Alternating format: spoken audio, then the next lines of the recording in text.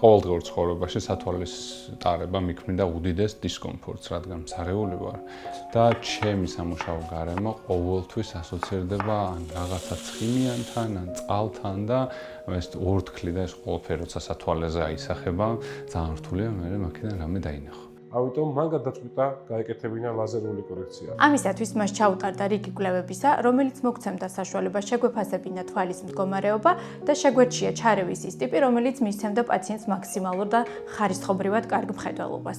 იმის მიუხედავად, რომ სათვალის ნომერი მეკეთა, მაინც მქონდა 80% მხედველობა და არა 100.